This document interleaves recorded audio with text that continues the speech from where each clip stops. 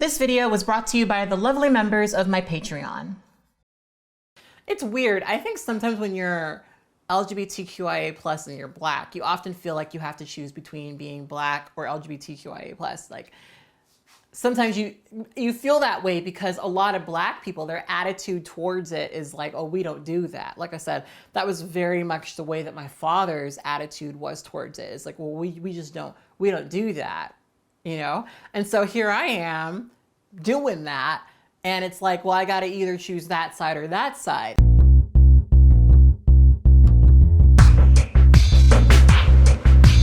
Hey guys, it's Kat and it's time for another episode of True Tea. Thank you so much for joining me here yet again for another episode of True Tea. How have you guys been? What have you guys been up to? I know that this is gonna sound like one of the most Virgo things in the world, but even though I have nowhere to go, and even though I technically don't have to do anything at any time, I decided to make a schedule for myself, and I've actually started to plot out what I'm going to be doing every single day of the week, and I've been planning out my videos and making sure that I can edit those videos within certain periods of time.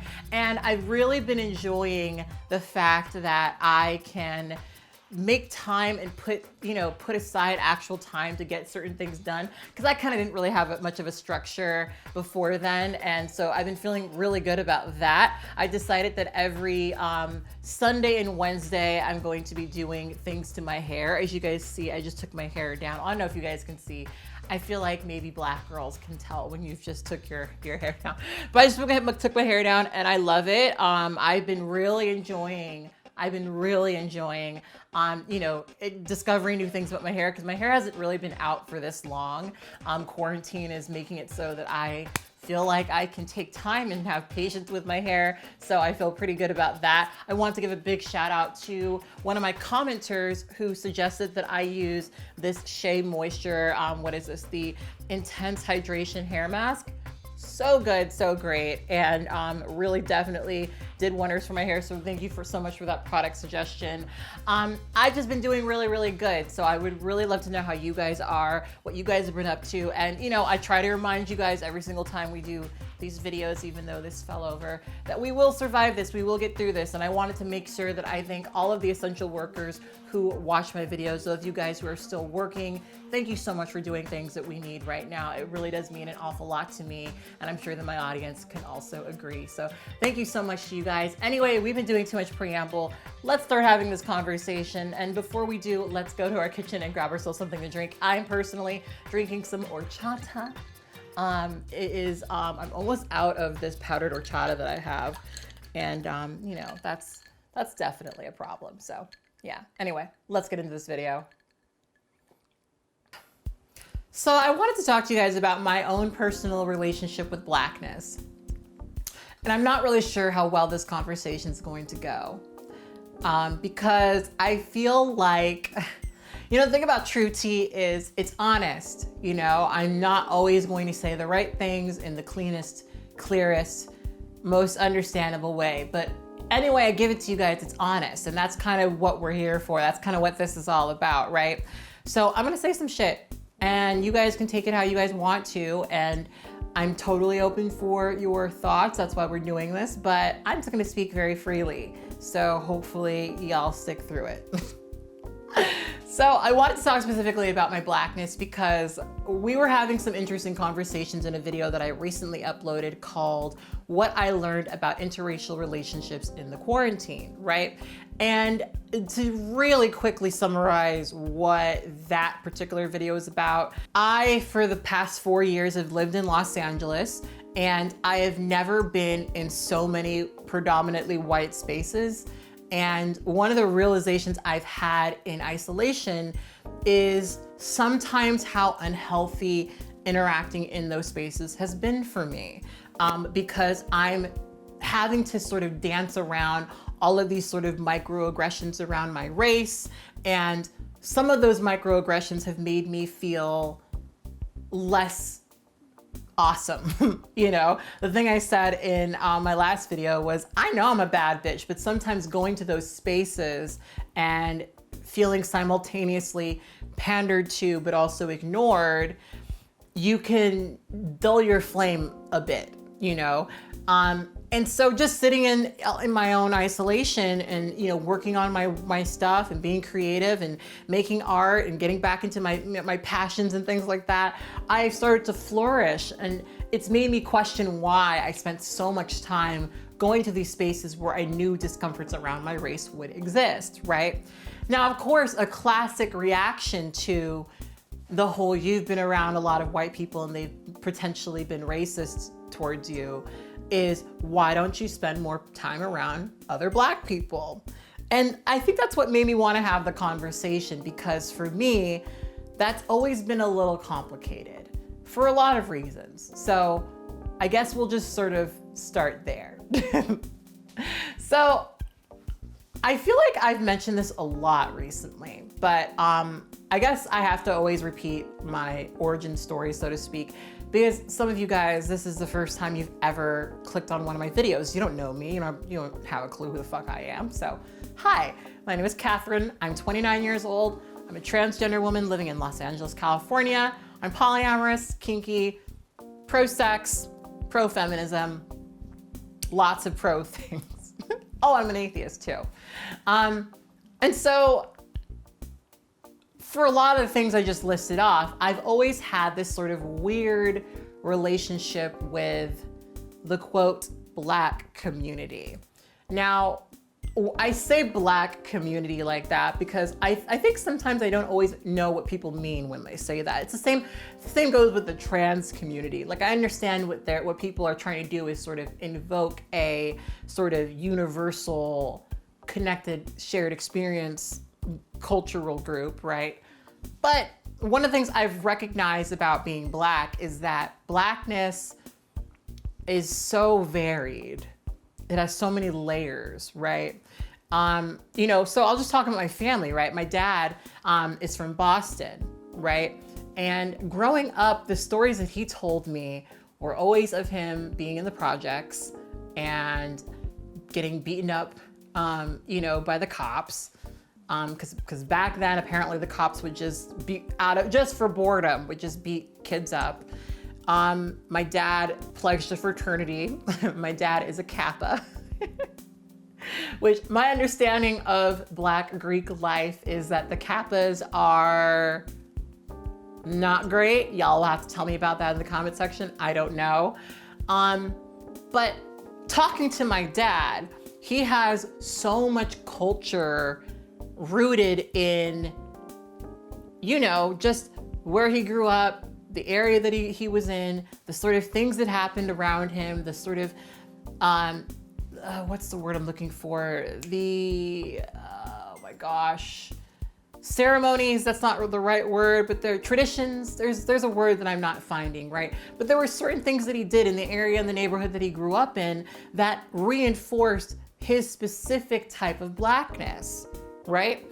My mother was a military brat, right? She's from Austin, Texas, but she grew up everywhere, right? My mother is a Harvard grad, very, very smart woman. And her and I are very similar, actually. We talk very similar, actually. And, you know, that's her own sort of thing with Blackness. But of course, my mom grew up in like the 70s, you know? So there was all of these movements of awareness and things where even if she was all over the place, she still has this really strong root in her own Blackness, right? And then there's me. Now, for some reason, because I've told you guys I'm adopted, for some reason you guys always assume my parents are white, which is kind of offensive, low key. My parents are both very Black, very Black. My dad's a little light skinned, but they're both very, very Black. And they raised my little brother and I in a predominantly non-Black area. And as I've gotten older, I've recognized that that was on purpose, I believe. I don't know if it was so much trying to not raise us around Black people as much as it was raising us in a nice neighborhood. I was raised upper middle class. The community that I lived in was predominantly Chinese and Korean. I mean, we would always make a joke at school where like you'd have, in our yearbook, you'd have an entire page of Chens, and then you'd have an entire page of Parks. Like everyone's just, you know, same name, right? Because that's the kind of school I went to. And so I didn't grow up around a lot of other Black people. We were one of like 3 Black people in like the entire neighborhood, and we all knew each other, of course. You know that thing where you're walking down the street and you it's a lot of that going on, because there's not a lot of us, you know? And so unlike my mother and my father, I didn't really grow up around a lot of those sort of traditions, those sort of ceremonies that a lot of Black people have that reinforce their Black culture. Now, of course, the closest I got was family get-togethers. But, you know, I was a little weird kid who really, really liked to keep to themselves. You know, like I used to have my old how to draw manga books, and every time we'd have like a family get together, I would just put my head in one of those goddamn how to draw manga books. Y'all remember those books? They're the white and red books. Oh my gosh, I used to love those books. I don't even know where those books are, but I used to collect those books. Oh gosh, where are those books? I bet they are interesting to look at now. But I was a little loner art kid, so I didn't really spend a lot of time connecting with my family. And to be completely honest with you guys, I know that a lot of the reasons around that was this very deep fear of rejection. This really, really deep fear of rejection, because I don't think I really, really knew it back then. But I knew at least from my father that being LGBTQIA+ in any way was just a thing we didn't do.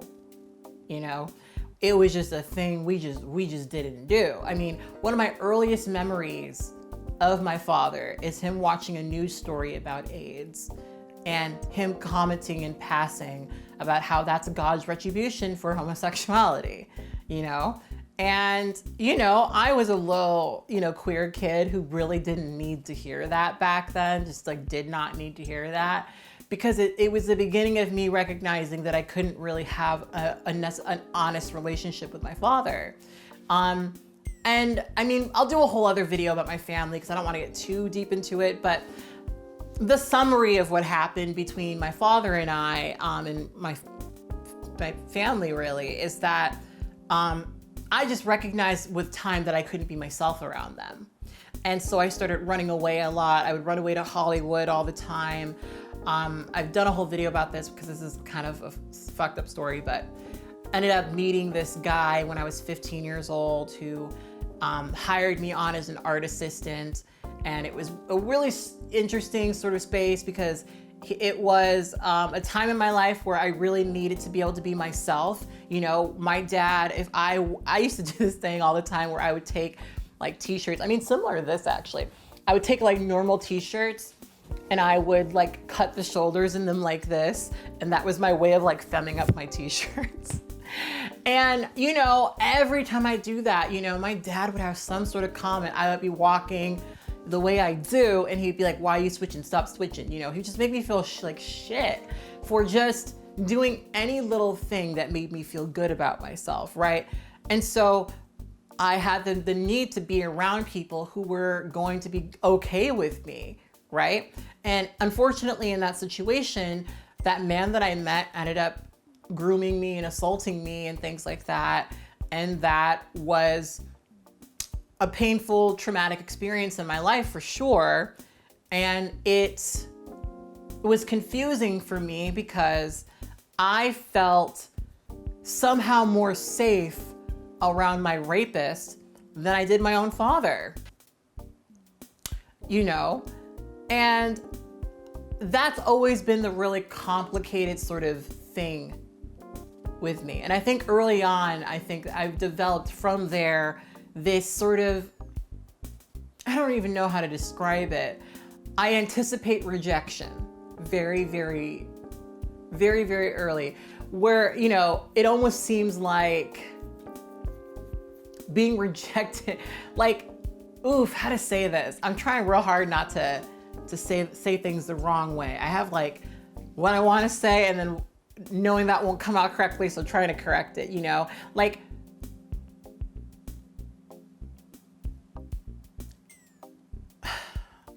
I would have liked to be able to be myself, okay?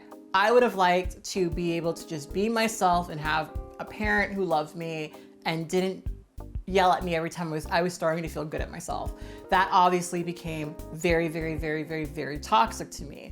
So toxic that this man, who I won't get into the whole details, I already made a video about it, but who assaulted me, who drugged me and raped me, that man was better company for me to be around than my fucking father. And of course, being in a situation like that, where my dad and my extended family is like my only access to other Black people, I think that that really set the tone for the way that I started interacting with Black people outside of that, right? And so for me, in my life, I've always had, again, this like weirdness around Blackness, because I know that I'm Black, but I've often not really known if I fit in, I guess, to the Black community. And it's weird because I'm very aware of the fact that there are Black trans people who feel very integrated, but I've never been part of a Black community. I often don't even know what people mean when they say a Black community, because Blackness is not universal. It's not across the board the same thing. Like I said, it's a bunch of different things. And I think something I struggled with a lot was sort of understanding that, okay, maybe I didn't grow up, you know, around other Black people, but I'm still Black, you know, I'm still Black, and my experiences as a Black person are still valid, right? But speaking of which, sometimes that is a thing that's challenged. I mean, it's weird. I think sometimes when you're LGBTQIA+ and you're Black, you often feel like you have to choose between being Black or LGBTQIA+. Like, sometimes you feel that way because a lot of Black people, their attitude towards it is like, oh, we don't do that. Like I said, that was very much the way that my father's attitude was towards it. It's like, well, we just don't do that, you know? And so here I am doing that, and it's like, well, I gotta either choose that side or that side. And LGBT community tends to be very, very white, at least the ones that I grew up near, right? And so in some ways you are even, you know, because the popular sort of argument is, oh, that's white, like from Black people is, oh, that LGBT shit, that's that white people shit, right? And then, you know, at least in the communities that I've been involved in, it do be that white people shit, right? Because I don't feel embraced by other Black people. And it's been complicated for me. Like, one of the things that brought this up for me was when I made my video talking about my experiences with interracial dating, there were a couple of Black women who were offended by me talking about my experiences as a Black woman. They were offended by that because I'm not cis. And, you know, I mean, let's just be fucking clear. Like, when it comes to that particular thing, it's really hard for me because I'll have these Black women comment on my work saying, you're just a man. You know, you are just a man and you'll always be a man because this and that and blah, blah, blah, blah, right? And because I think the way that I've not been able to be so integrated among other Black people, sometimes I hear those voices with a little bit more authority than I probably should. But where I get stuck with is that I transitioned very, very young. I mean, I hacked into my teenage DeviantArt page the other day. I posted this on my community tab. And it was really interesting to see some stuff on there because one of the things that got me was I had this bio on my page, and on my bio that I wrote when I was 14, I was using my old name, which was Kit, K-I-T. And that was the name that I gave myself when I realized that I was genderqueer. Now, when I've talked to you guys about my kind of journey, right? Because I started off identifying as genderqueer. I now identify as a very binary, boring trans woman. But back then, that was a big sort of epiphany for me. And when I told you guys that narrative, I've often told you that this was something I recognized when I was 16. Turns out it was even earlier than that, right? And I think what a lot of people don't get about my life is that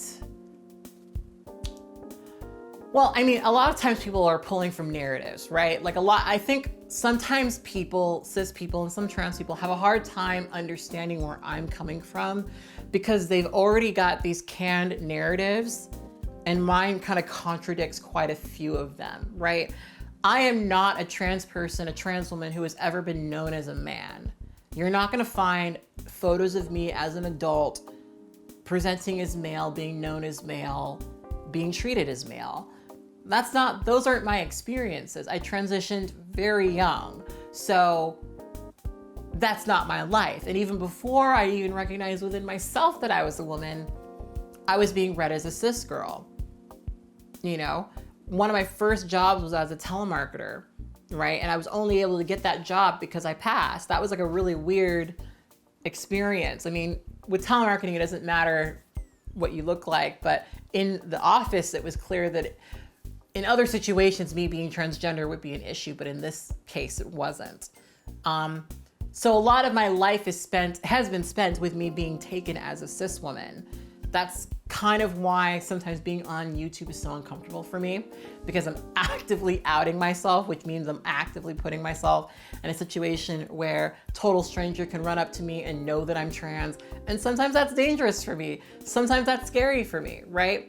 But anyway, so where I'm stuck with Black women rejecting my narrative is I do not have an idea of what it feels like to be seen as a man. That's not even a thing I could harken back to. I can't remember or sense or feel that. And whether these particular Black women on the internet agree or disagree, right? I'm still gonna be taken as a Black woman. I'm still gonna be treated as a Black woman. So that's kind of what I'm stuck with, is this, like, there are these Black women who I look up to and, you know, trust, who are saying, oh, basically you're a man. But then also this, like, very intimate knowing that that's not the case, right? Now, to be totally clear, for some reason, you're not familiar with my work or my stances, I don't think I'm exactly the same as a cis woman. There are some very obvious differences that I don't have any qualms acknowledging. I think the hard-lined, well, you're just a man sort of thing is just not true. You know, I'm a trans woman and I've got trans woman experiences. There's nothing wrong with saying that those experiences are different from a cis woman's, but saying that they are that they are that of a cis man's because you don't like me is just not true. Sorry, I have this automatic air freshener. It scared the living shit out of me. But yeah, it's often frustrating to me because I don't often know where I fit.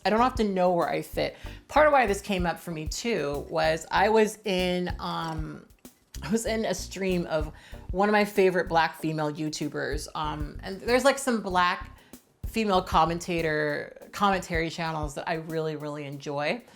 But one of the things I kind of have to accept when I watch these channels is that they will always inevitably be transphobic. And I hate that. And what I'm kind of stuck with, honestly, is I'm not saying that it's impossible or that it never happens. Maybe it's just not on my radar at all. But I don't really see women of other races sitting up actively on YouTube saying that transgender women are men. I mean, obviously there's TERFs, those exist, you know, but I'm not clicking on like a really popular, like TERFs are not usually popular. They're usually not a lot of people listen to them, right? If I click on a popular Black female commentating channel, it is almost inevitable that they're gonna make a video about a trans person, and it's almost always in the context of a Black man sleeping with a trans woman. Almost always. It's almost never about the numerous trans women who get killed by Black men. We'll get to that later. I can't watch one of these channels without them saying something very transphobic. I have to just sort of accept that. I have to sort of accept that if I'm gonna participate in this space, there will be transphobia. They will be transphobic. And it's hard for me because I want to support these Black women who are making content, you know, but I can't really do that, at least publicly, because I know that they actively put out a negative message about trans women. And I don't know a ton of popular non-Black female commentators on YouTube who do this. I mean, there's Ariel Scarcella, but you know, fuck her, you know what I mean? But it's so common with Black female commentators. And again, maybe it's just because this is who I watch, but I have to sort of accept and swallow that if I, again, interact within that space, this is just what I'm gonna get. And it sucks. It sucks because there's something very, I mean, it's just very unhealthy to feel that way. And in a way, it's very similar to the feeling that I was expressing in my video about interracial dating, where I put myself in these positions knowing that people are gonna have negative feelings about who I am. But I wanna swallow it, I wanna put my head up high, I wanna not let it stop me. I wanna not let it control me, right? At a certain point though, I have to ask myself, is that worth it? Is the energy that I give to building myself up just to not be hurt worth it at the end of the day, right? And you know, when I was in a live stream and I said hi, she was like, oh, I wasn't surprised. I'm surprised to see you here. You know, I usually, I've had some criticisms of your community, right? She said my community because I'm a trans woman, right? Now, the thing that's always frustrating for me, again, is I can't pass for not Black. I'm always Black, you know? People are gonna see me as Black first, always. They usually don't see me as trans. So I don't usually even know what people mean when they say the trans community. It feels isolating in a way to live in a way where you know you're experiencing racism. You know that you're being treated as a Black woman for better or for worse, right? But you have these people who say, no, no, no, no, no, no, no, no. You're this thing, you're a man. And that just doesn't line up with the reality of it. But then you're sort of stuck in that like, well, I mean, the reason why I watch these channels is because they say shit that's relevant to me as a Black woman. That's why I'm watching them. That's why I'm listening to what they say. And I gain so much from what they say because it's relevant to me as a Black woman. But even among some, obviously not all, Black female content creators, you know, I'm not quite part of this conversation. I have this complete other conversation that doesn't involve race at all.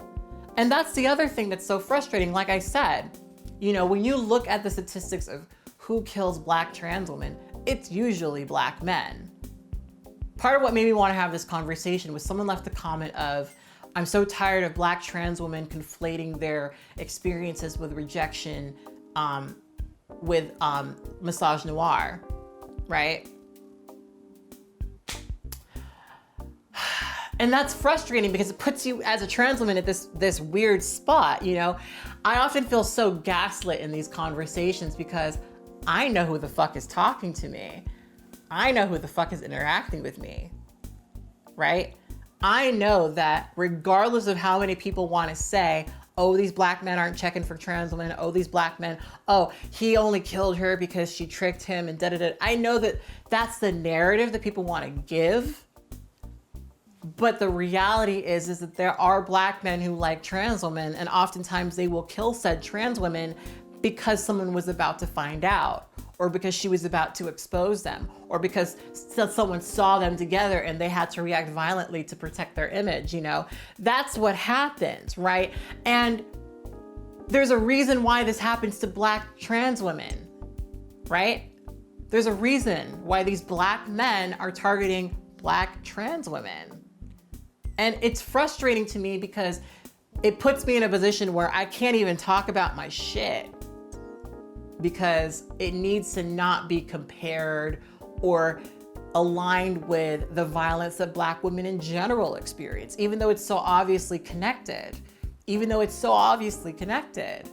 you know? So people just kind of want to like leave me as a trans woman out on like the the sidelines of the conversation. And that's very frustrating for me because it puts me in a position where I can't engage. I can't have the conversation now at all because you've decided these things aren't relevant to me. And what's crazy about that is, and I say this in almost every conversation, we can have this debate online all we want. We can talk about it. We can really go ham in the comments. But when I turn off this computer and walk down the street, I'm a Black woman. That is how I'm seen. That is how I'm treated. That's how I will be targeted. And that's just the truth, you know? And so it is frustrating to have that intimate knowledge and awareness of the truth of your life. And then these people who say, okay, but that's not relevant to you, knowing full well that it is, you know? One of the things I've wanted to talk about on my channel, but I haven't really found the best way to talk about it is, before I moved to this apartment, I was living in Crenshaw. I wasn't gonna say where I used to live, but I'll tell you. I lived in Crenshaw for 2 years.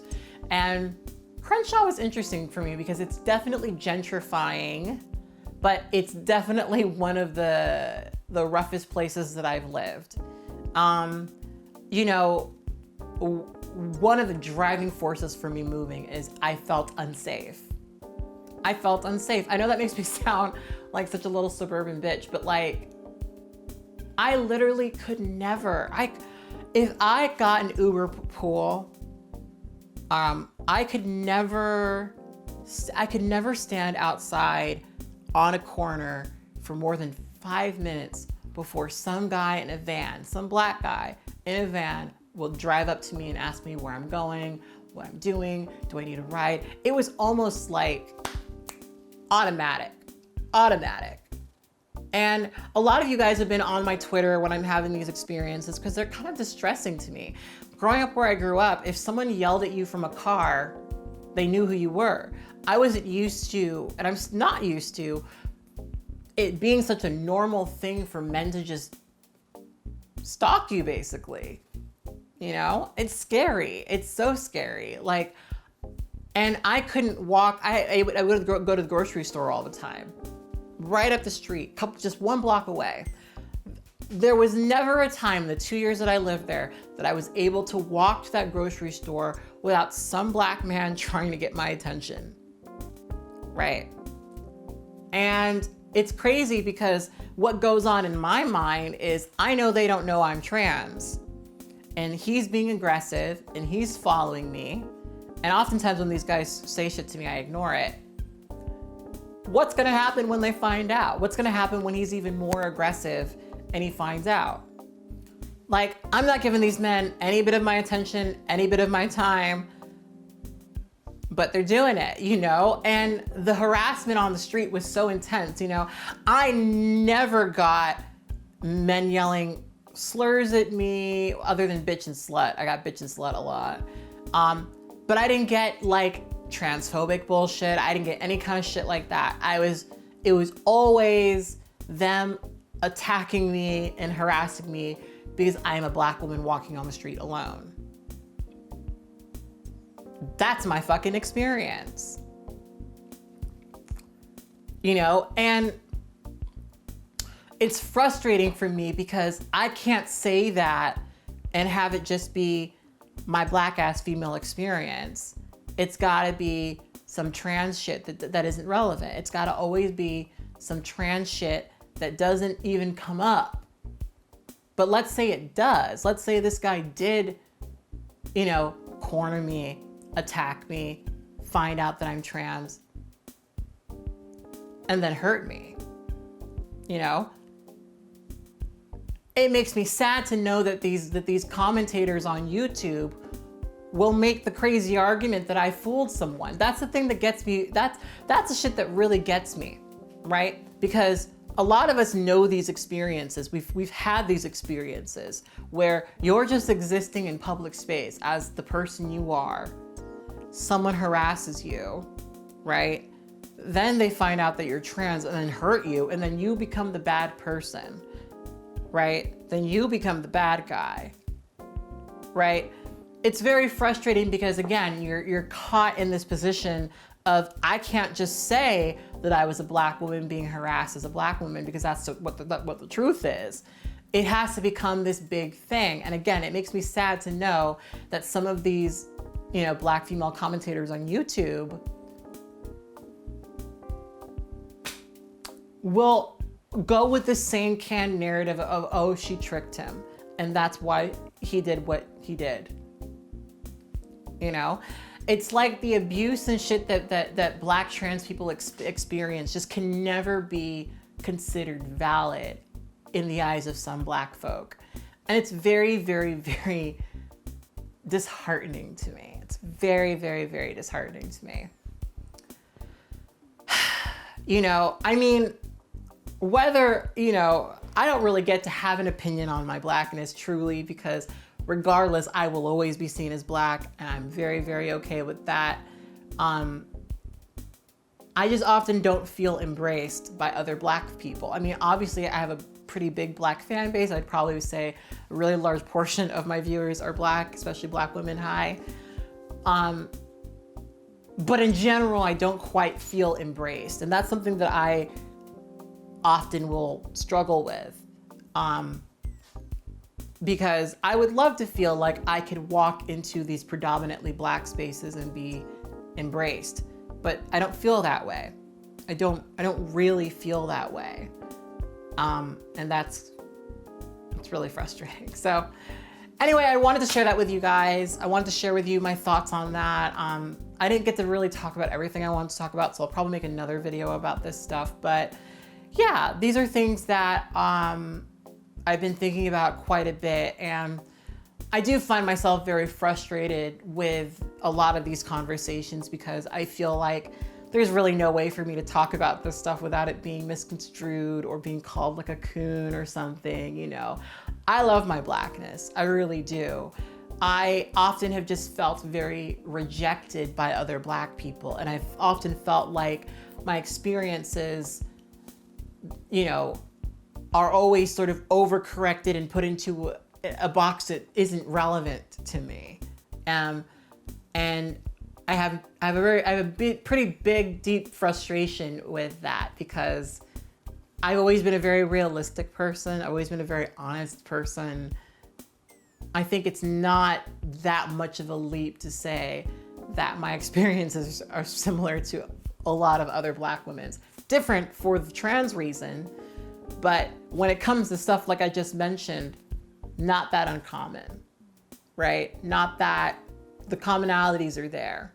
So yeah. Anyway, I will talk to you guys next week. If you made it through this entire video, please put this emoji in the comment section below. I always appreciate those of you guys who do the emojis. It really does mean a lot to me. So hopefully you guys do it. And if you're not subscribed, please do.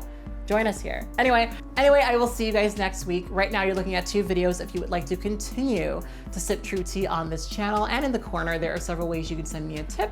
And you know, if you want to send me a package too, I'll take that as well. All right, I'll talk to you guys later. Bye.